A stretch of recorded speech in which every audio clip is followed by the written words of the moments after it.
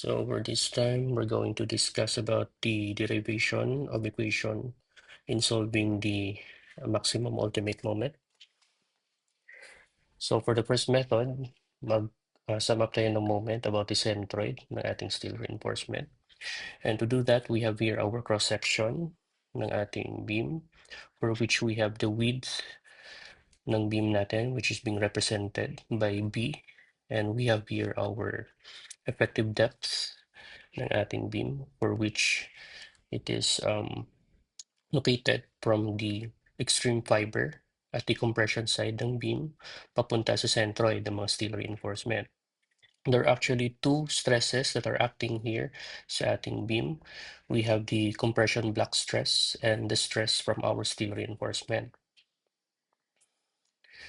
So the magnitude of the compression block stress is 0.85 FC prime, and the contact area is itong shaded na region dito sa cross-section, which can be calculated by the area can be calculated by multiplying our A max tsaka yung B, since rectangular lang naman yung shape. If we're going to go back from your mechanics of deformable bodies, di ba yung stress natin is equivalent to the force all over our area. To calculate for our force here is equivalent to our stress times our area. So to calculate for the resultant force that is acting dito sa ating compression block, so our C here will now be equivalent to our stress, which is 0.85 FC prime times yung contact area natin na A max times our B.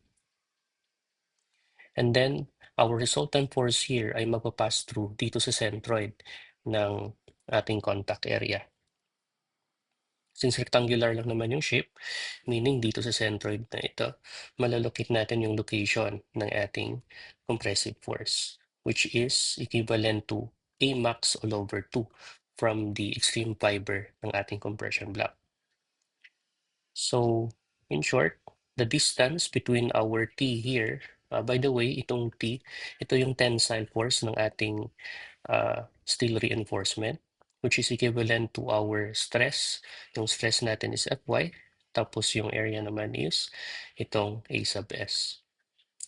The distance between our two forces here can be calculated by the difference of our D and our A max all over 2. So kung magsa-sum up tayo ng moment dito about the centroid ng ating steel reinforcement, magkakaroon tayo dito ng moment, di ba? And yung moment na yun, ito yung nominal moment na MNX, which is now equivalent to our C times yung moment arm na D minus A max all over 2. Now, if we're going to substitute the equation for our C na 0.85 FC prime A max times B, ito na ngayon yung magiging equation natin. And para ma-determine natin yung equation ng MU max, both sides of our equation here must be multiplied by the strength reduction factor. So therefore, our MU max will now be equivalent to our phi times 0.85 FC prime A max B times D minus A max all over 2. For which yung A max natin can be calculated using this equation.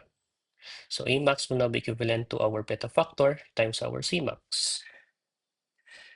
And our C max can be calculated based on the strain ng ating extreme na tension na steel. If 0.004 yung ginamit ninyo, yung C max is equivalent to 3 all over 7D.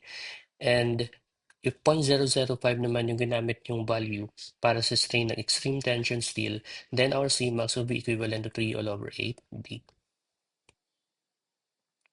And when it comes to the strength reduction factor, the strength reduction factor is equivalent to this equation, 0.65 plus 0.25 times epsilon sub t minus epsilon ty all over 0.005 minus epsilon ty, for which ito yung equation natin for transition, considering na yung strain na ginamit ninyo is 0.004. If 0.005 naman, 0.9 yung magiging value ng strength reduction factor kasi tension control ito. So ito yung derivation ng ating equation for our maximum ultimate moment if mag-sum up tayo ng moment about the centroid of steel reinforcement.